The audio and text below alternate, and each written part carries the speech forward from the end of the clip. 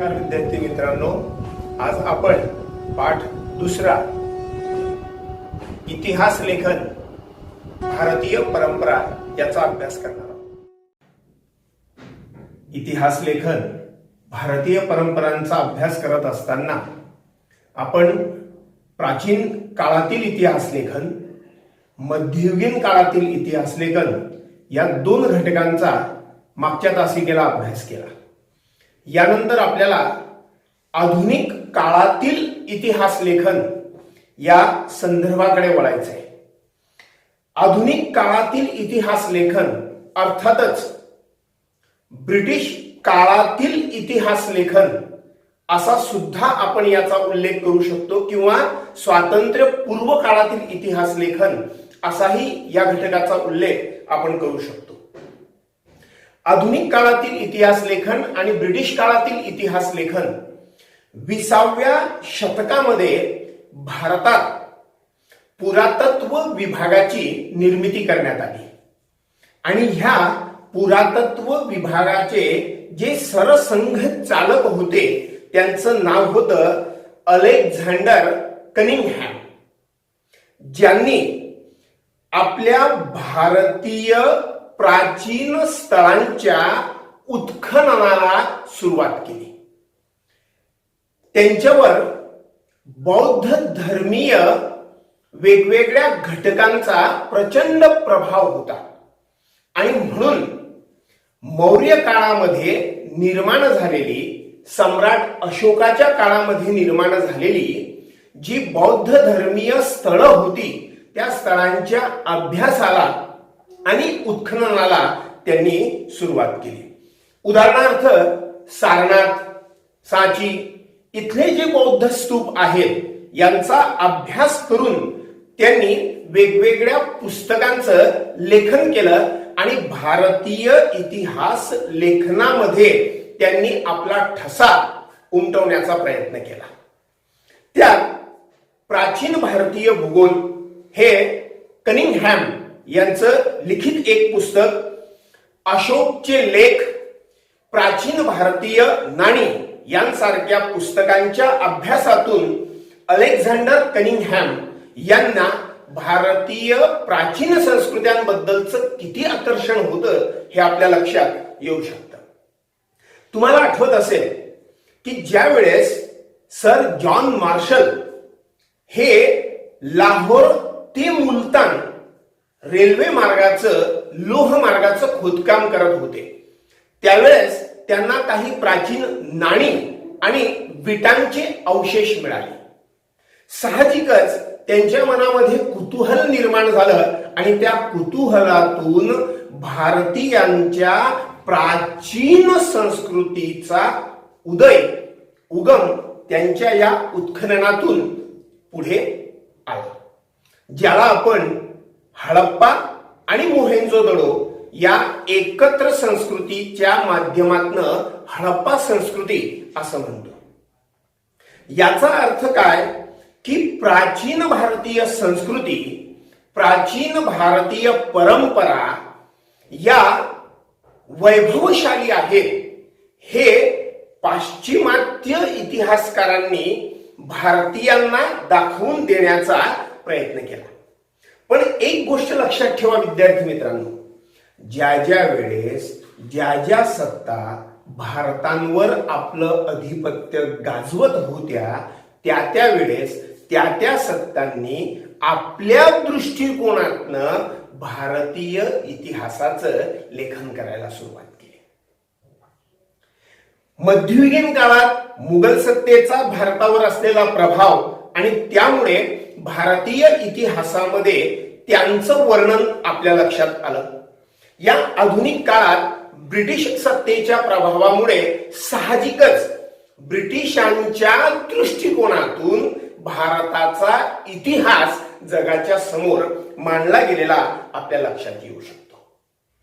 असे अनेक इतिहासकार होऊन गेले की ज्यांना भारतीय संस्कृती जुनी, परंपरांच्या आधारावर चालणारी, बुरसटलेल्या विचारांवर आधारलेली असा गैरसमज म्हणूया किंवा पूर्वग्रह दूषित म्हणूया, या दृष्टिकोनातनं लेखन केलं गेलं. जेम्स मिल नावाचा एक इतिहासकार होऊन गेला, ज्याने the history of British India नावाचा ग्रंथ 1817 मध्ये लिहून काढला. या ग्रंथाचे 3 खंड त्याने प्रकाशित केले. या 3 खंडांचं लेखन त्याने केलं.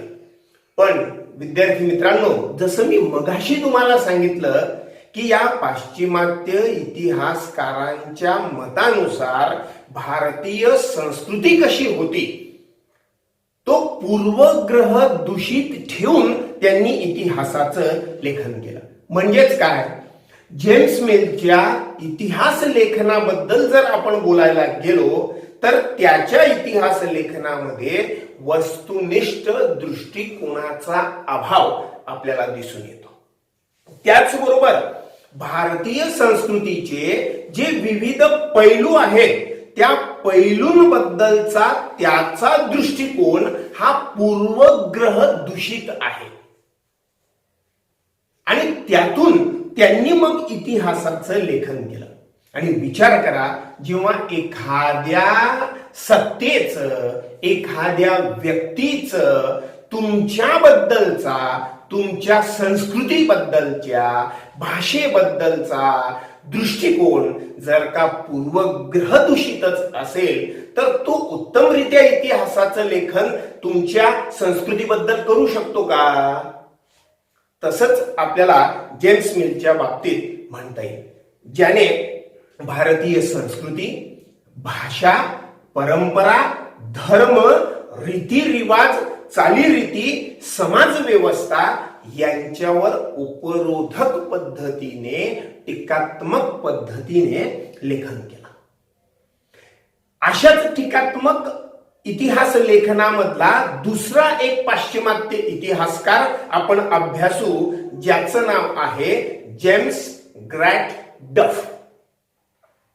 ह्या व्यक्तीने मराठ्यांचा शौर्यशाली इतिहास अभ्यासला.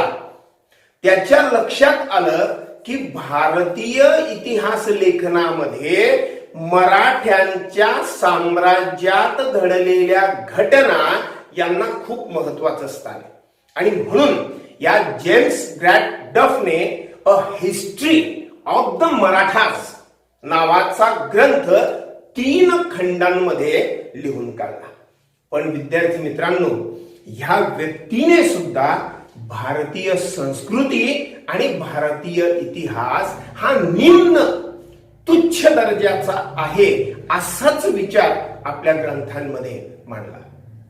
पण ज्या ज्या भारतीय इतिहासकारांनी भारतीय संस्कृतीचा, भारतीय इतिहासांचा अभ्यास केलेला होता, त्यांनी मात्र पुढच्या काळात डफने जे काही विचार भारतीय संस्कृतीबद्दल मांडलेले होते त्या विचारांचं खंडन मात्र नक्की केलेलं आहे. आणि असे 2 इतिहासकार होऊन गेलेले आहेत, नीलकंठ जनार्दन कीर्तने आणि दुसरे आहेत वी का राजवाडे, अर्थातच विश्वनाथ काशीनाथ राजवाडे, ज्यांनी ग्रॅट डफच्या लिखाणावर पुढे अभ्यास करून ते लेखन कसं विरोधी होतं हे दाखवण्याचा प्रयत्न केला. पण सगळीच लोक अशी असतात का की ज्यांना भारतीय संस्कृती, भारतीय परंपरा या जुन्या आणि बुरसटलेल्या वाटतात? नाही. असे पण काही इतिहासकार होते की ज्यांना भारतीय संस्कृतीबद्दल अभिमान, भारतीय वैभवशाली परंपरांचा अभिमान वाटत होता. यात एका व्यक्तीचं नाव घेणं अत्यंत गरजेचं आहे, माउंट स्टुअर्ट एल्फिन्स्टन. ज्या व्यक्तीने द हिस्ट्री ऑफ इंडिया नावाचा ग्रंथ 1841 मध्ये लिहून काढला. कोण हा व्यक्ती? तर मुंबई प्रांतामध्ये गव्हर्नर जनरल म्हणून या व्यक्तीची नेमणूक करण्यात आली होती. असं म्हणतात एक उत्तम प्रशासक, एक उत्तम मुसद्दीगीर म्हणून हा व्यक्ती प्रसिद्ध होता. आणि त्याही पेक्षा वरचं म्हणजे तो इतिहासाचं चिकित्सक पद्धतीने लेखन करणारा अभ्यास करणारा व्यक्ती होता. आणि ज्या वेळेस आपण एखाद्या घटनेचा, एखाद्या प्रसंगाचा चिकित्सकपणे अभ्यास करतो, जाणीवपूर्वक अभ्यास करतो, तेव्हा त्या इतिहासामध्ये लपलेल्या अनेक गोष्टी आपल्या लक्षात येतात. प्रत्येक इतिहास हा वाईट नसतो. एखाद्याच्या पूर्वग्रह दूषित भूमिकेतून इतिहासाला वेगळं वळण देता येऊ शकतं, हे मात्र निश्चितच. जसं मराठ्यांचा इतिहास डफने लिहून काढला, तसं राजस्थानचा वैभवशाली इतिहास लिहिण्यामध्ये एका व्यक्तीचं महत्वाचं योगदान आहे, कर्नल टॉड. या व्यक्तीने राजस्थान संदर्भातला वैभवशाली परंपरेचा इतिहास लिहून काढला.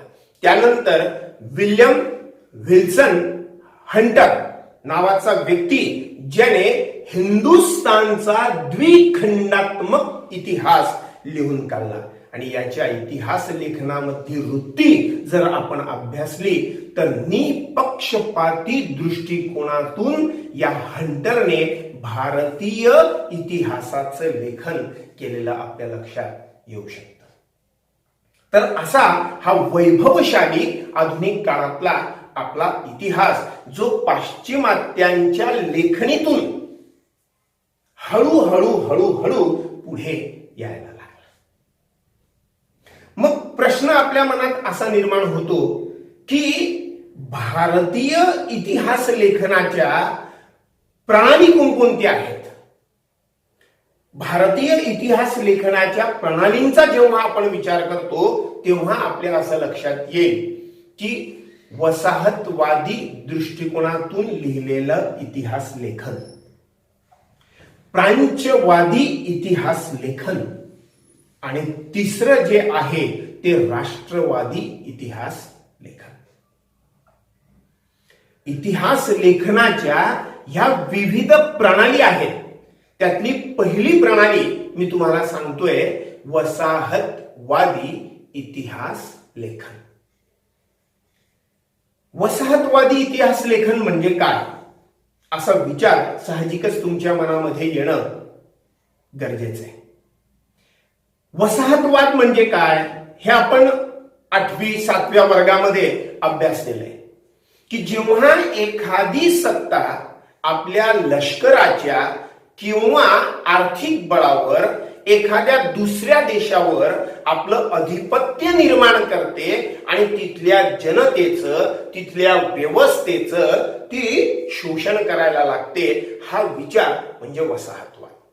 आणि मग ह्या दृष्टिकोनातनं भारतामध्ये वसाहतवादी इतिहास लेखनाला सुरुवात झाली. मी मगाशी पण तुम्हाला सांगितलं की भारतामध्ये पाश्चिमात्य लोक आली, त्यांनी भारताचा अभ्यास केला, भारतीय संस्कृतीचा अभ्यास केला. मग हे सगळं करण्यामध्ये कोण आलं सुरुवातीला? तर जे ब्रिटिश अधिकारी होते, ज्यांनी भारतीय इतिहासाचा अभ्यास करायला सुरुवात केली. आणि यांच्याबरोबर धर्मप्रसारक भारतामध्ये आले. असं म्हणतात की ब्रिटिश जेव्हा भारतात आले त्यावेळेस ते एका हातामध्ये बायबल आणि एका हातामध्ये तराजू घेऊन आले. म्हणजे व्यापार आणि धर्मप्रसार हा त्यांचा मुख्य हेतू होता.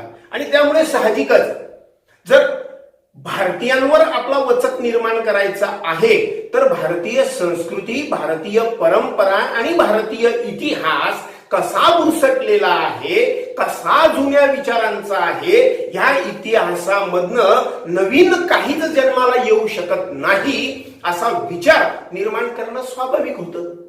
आणि त्यामुळे जे ब्रिटिश अधिकारी भारतामध्ये आले, वेगवेगळ्या पदांवर कार्य करायला लागले, जे धर्मप्रसारक भारतामध्ये आले आणि भारतामध्ये आपल्या धर्माचा प्रसार करायला लागले, त्या लोकांच्या मनात भारताबद्दलचा पूर्वग्रह दूषित दृष्टिकोन होता. आणि त्याच दृष्टिकोनातनं त्यांनी भारतामध्ये इतिहास लेखनाला सुरुवात केली. आपण म्हणू शकतो 1922 ते 37 या कालखंडामध्ये केम्ब्रिज हिस्ट्री ऑफ इंडिया नावाचा ग्रंथ 5 खंडांमध्ये प्रकाशित करण्यात आला आणि तो कोणी प्रकाशित केला तर ह्याच पाश्चिमात्य अधिकाऱ्यांनी, पाश्चिमात्य धर्मप्रसारकांनी जे भारताच्या इतिहासाच्या अभ्यासाला भारतामध्ये आलेले होते. तर याला आपण वसाहतवादी इतिहास लेखन असं म्हणू शकतो. हा इतिहास पूर्वग्रह दूषित होता हे मात्र आपल्या लक्षात यायलाच पाहिजे. त्यानंतर दुसरं इतिहास लेखनाची जी प्रणाली आहे ती प्रांच्यवादी इतिहास लेखन. तत्पूर्वी आपण प्रांच्यवाद म्हणजे काय हे समजून घेणं स्वाभाविक आहे. बऱ्याचदा काय होतं की अनेक विदेशी लोक किंवा अनेक पाश्चिमात्य राष्ट्रे आपापल्या नजरेतून पूर्वेकडील देशांच्या संदर्भातला इतिहास अभ्यासत असतात. त्यांना असं वाटतं की पूर्वेकडचे देश म्हणजे मागासलेले आहेत, त्यांना आधुनिकीकरणाची कुठल्याही प्रकारची कास नाहीये, ते परंपरावादी आहेत आणि परिवर्तन तर त्यांना बिलकुलच चालत नाही. तर असं संबोधणारे हे पाश्चिमात्य राष्ट्र म्हणजेच प्रांच्यवाद. आणि मग काही इतिहासकारांनी भारतीय संस्कृतीबद्दल, भारतीय परंपरांबद्दल आदर ठेवून इतिहासाचं लेखन केलं, त्याला आपण प्रांच्यवादी इतिहास लेखन असं म्हणू शकतो. किंवा काही इतिहासकारांनी भारताबद्दलचा पूर्वग्रह दूषित दृष्टिकोन ठेवून इतिहासाचं लेखन केलं, त्यालाही आपण प्रांच्यवादी इतिहास लेखन असं म्हणू शकतो. मग हे प्रांच्यवादी अभ्यासक काय करायचे तर संस्कृत भाषा ही सर्व भाषांची जननी आहे हे त्यांच्या लक्षात आलं. आणि म्हणून भारतामध्ये आल्यानंतर त्यांनी सर्वप्रथम संस्कृत भाषेच्या अध्ययनाला सुरुवात केली. आणि त्यांच्या असं लक्षात आलं की संस्कृत भाषा आणि युरोपीय भाषा यांच्यामध्ये साधर्म्य आहे. हे साधर्म्य त्यांनी अभ्यासलं. आपले जे वेद उपनिषद होती म्हणजे वैदिक वाङ्मय जे आपलं होतं त्यांच्या अभ्यासाला, संस्कृत साहित्याच्या अभ्यासाला त्यांनी सुरुवात केली. आणि त्यांच्या असं लक्षात आलं की आपण युरोपीय भाषा आणि संस्कृत भाषा यांच्या संगमामधून एका प्राचीन इंडो युरोपियन भाषेचा उदय करू शकतो. मग या प्रांच्य विद्येचा अभ्यास भारतामध्ये कोणी कोणी केला तर सर विल्यम जोन्स 1784 मध्ये यांनी कोलकात्याला एशियाटिक सोसायटीच्या माध्यमातून प्रांच्यवादी विद्येच्या अभ्यासाला सुरुवात केली. प्राचीन वाङ्मय आणि प्राचीन भारतीय इतिहास यांचा अभ्यास या एशियाटिक सोसायटीच्या माध्यमातून केला जात होता. त्यानंतर फ्रेडरिक मॅक्स म्युलर नावाचा व्यक्ती जो जर्मनी मधला एक विचारवंत होता, ज्याने हितोपदेश नावाच्या संस्कृत भाषेच्या ग्रंथाचं जर्मन भाषेमध्ये भाषांतर केलं. म्हणजे संस्कृत भाषा किती प्राचीन आहे आणि तिचा भारतीय भाषांवर किती प्रभाव आहे हे त्यांच्या लक्षात आलेलं होतं. The sacred books of the east नावाचे ग्रंथ 50 खंडांमध्ये त्याने संपादित केला. एवढंच नव्हे, जर आपली जी 4 वेद आहेत ऋग्वेद, सामवेद, अथर्ववेद, यजुर्वेद यांसारख्या वेदांमधलं ऋग्वेदाचा अभ्यास या व्यक्तीने केला आणि त्यावर आधारित 6 खंड त्याने प्रकाशित केले. आणि एवढंच नव्हे मित्रांनो, ऋग्वेदाचं त्याने जर्मन भाषेमध्ये भाषांतर, अनुवाद सुद्धा केला. म्हणजेच संस्कृत भाषा ही अति प्राचीन भाषा आहे, इंडो युरोपीय भाषेच्या गटामध्ये बसणारी भाषा आहे आणि त्यामुळे संस्कृत साहित्याबद्दल त्यांच्या मनामध्ये रस निर्माण झाला. त्यानंतर पुढचा जो व्यक्ती आहे तो एडवर्ड सईद, ज्याने प्रांच्य विद्येचा अभ्यास केला, पण तो असं म्हणतो की ज्या ज्या इतिहासकारांनी प्राच्यविद्येचा अभ्यास केला त्यांचा दृष्टिकोन काय होता की आपला साम्राज्यवादाचा प्रसार, साम्राज्यवादी हितसंबंध जोपासले जावे. ह्या दृष्टिकोनातनं त्यांनी हे सगळे प्रयत्न केलेले आपल्या लक्षात येऊ शकतात. तर अशा या विविध इतिहास लेखनाच्या प्रणाली आहेत. इतिहास लेखनाची जी आपली पुढची प्रणाली आहे ती प्रणाली म्हणजे राष्ट्रवादी इतिहास लेखन. एक विचार असा करा, ज्यावेळेस आपल्या मनामध्ये एखाद्या निष्ठेबाबतचा प्रश्न उपस्थित होतो तेव्हा व्यक्तिगत निष्ठेपासून सुरू झालेली आपली निष्ठा हळूहळू वाढत जाऊन ती राष्ट्रनिष्ठेपर्यंत पोहोचते. याचाच अर्थ काय की राष्ट्रासाठी, राष्ट्रापुढे आपल्या समोर कोणतीच गोष्ट मोठी नसते. लॉर्ड मेकॉले नावाचा एक विधितज्ञ होता ज्याने भारतामध्ये पाश्चात्य शिक्षणाला सुरुवात केली. अनेक भारतीयांनी या पाश्चात्य शिक्षणाच्या माध्यमातून भारताचा गौरवशाली इतिहास अभ्यासला. लॉर्ड मेकॉलेचा हेतू वेगळा, नोकरशाही निर्माण करणं हा जरी त्यांचा हेतू असला तरी ज्या ज्या भारतीय व्यक्तींनी पाश्चात्य शिक्षण घेतलं त्या त्या भारतीय व्यक्तींनी आपली भारतीय संस्कृती, आपली भारतीय परंपरा, आपली प्राचीन भाषा या सगळ्या गोष्टींचा अभ्यास करून वैभवशाली, अभिमान देणारा इतिहास जगासमोर मांडण्याचा प्रयत्न केला.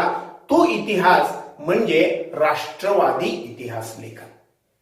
एखाद्या राष्ट्राच्या घडणीमध्ये ज्या गोष्टी कारणीभूत असतात त्या सकारात्मक गोष्टी घेऊन जगापुढे ठेवणं म्हणजे राष्ट्रवादी इतिहास लेखन. आणि महाराष्ट्रामध्ये राष्ट्रवादी इतिहास लेखनाची मुहूर्तमेढ ज्या व्यक्तीने रोवली त्या व्यक्तीचं नाव विष्णू शास्त्री चिपळूणकर. ह्या व्यक्तीने राष्ट्रवादी इतिहास लेखनाला सुरुवात केली आणि हे करत असताना त्यांच्या असं लक्षात आलं की ब्रिटिशांनी भारताचा जो इतिहास लिहिलेला आहे तो पूर्वग्रह दूषित आहे. मग आधी ब्रिटिशांनी पूर्वग्रह दूषित दृष्टिकोनातनं लिहिलेला इतिहास बदलून भारतीयांना अभिमान वाटणारा इतिहास लिहिला गेला पाहिजे, हे त्यांचं पहिलं मत. त्यांचं दुसरं मत असं आहे की भारताच्या इतिहासामध्ये जो सुवर्ण काळ होऊन गेलेला आहे, मग तो प्राचीन संस्कृतीच्या काळातला असो, मध्ययुगीन काळातला असो, जो सुवर्ण काळ ठरलेला आहे त्या सुवर्ण काळाचा शोध इतिहासाच्या माध्यमातून घेणं गरजेचं आहे. पण काही लोकांनी त्यांच्या या गोष्टींवर आक्षेप घेतला. असं सांगितलं की विष्णू शास्त्री चिपळूणकरांनी ऐतिहासिक वास्तवाचा चिकित्सकपणे अभ्यास न करता इतिहासाचं लेखन केलं. पण असू द्यात मित्रांनो, जेव्हा प्रश्न आपल्या देशाचा, आपल्या राष्ट्राचा निर्माण होतो त्यावेळेस आपली संस्कृती, आपली परंपरा, आपली भाषा, आपल्या चालीरीती किती वैभवशाली होत्या हे अभ्यासणं, हे बघणं तितकंच गरजेचं आहे. विष्णू शास्त्री चिपळूणकरांनंतर आणखी अशी इतिहासकार होऊन गेले की ज्यांनी भारताचा गौरवशाली सुवर्णकाळ शोधून काढला.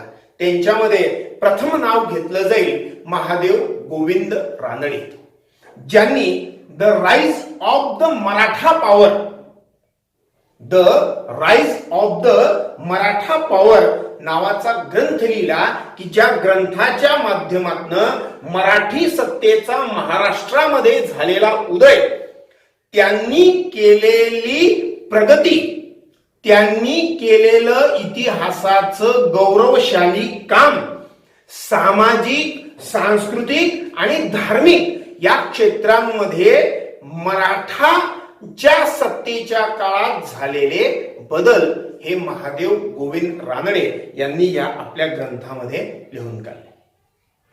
V.K. राजवाडे अर्थात विश्वनाथ काशीनाथ राजवाडे यांनी मराठ्यांच्या इतिहासाची साधनं यावर एक नव्हे दोन नव्हे तब्बल 22 खंड त्यांनी संपादित केले. विचार करा, या V.K. राजवाडेंच्या मतानुसार इतिहास लेखन, भाषाशास्त्र, व्युत्पत्ती आणि व्याकरण यांच्यावर संशोधन करून लेखन करण्याचं काम त्यांनी केलं. ते असं म्हणतात की इतिहास हा फक्त राजकीय घडामोडींचा नसतो. एखाद्याने सत्ता प्राप्त करायची, एखाद्याकडून सत्ता काढून घ्यायची आणि त्या सत्ता मिळवण्यासाठी लढाया करायचे, युद्ध करायचे यांचं वर्णन करणारा इतिहास असतो. पण निव्वळ ह्या गोष्टींपुरता तो मर्यादित नसतो.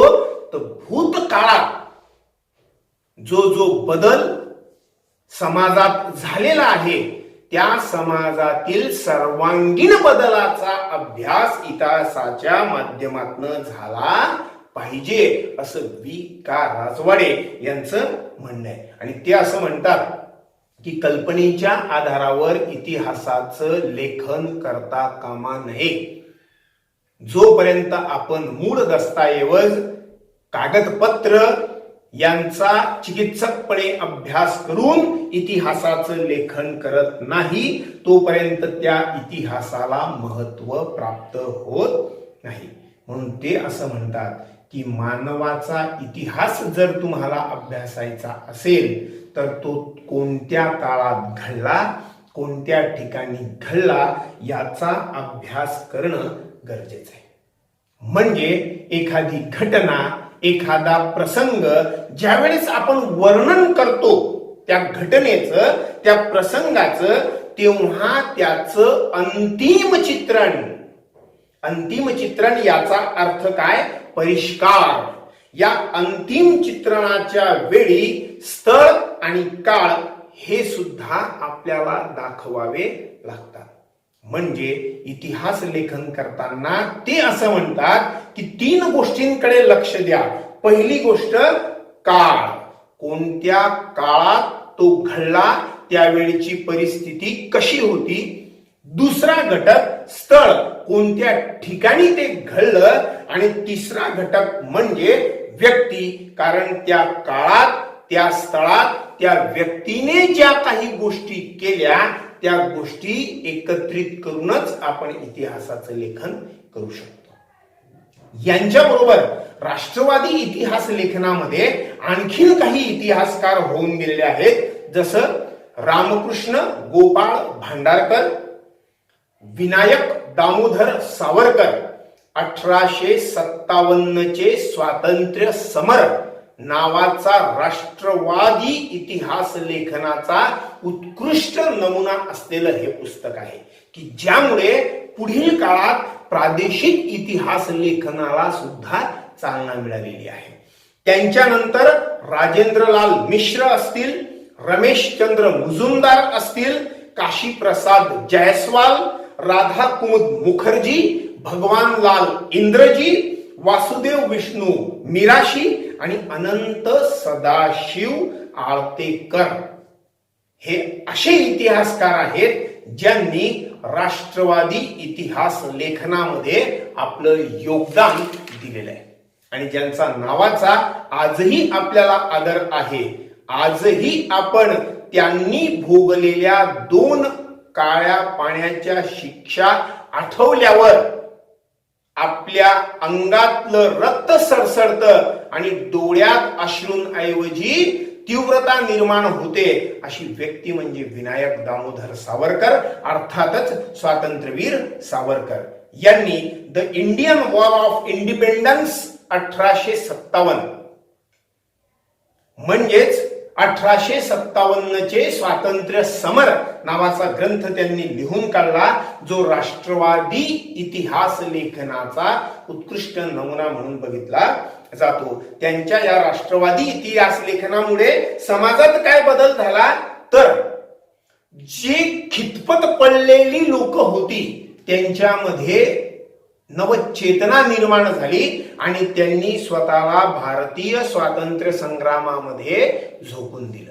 म्हणजे स्वातंत्र्य लढ्याची प्रेरणा त्यांच्या राष्ट्रवादी इतिहास लेखनामुळे जनतेच्या मनात निर्माण झाली. एवढंच नव्हे तर प्रादेशिक इतिहास लेखनाला सुरुवात झाली. लोक आपल्या भागातील भौगोलिक वैशिष्ट्य आणि इतिहासाकडे एका वेगळ्या दृष्टिकोनातून बघायला लागले.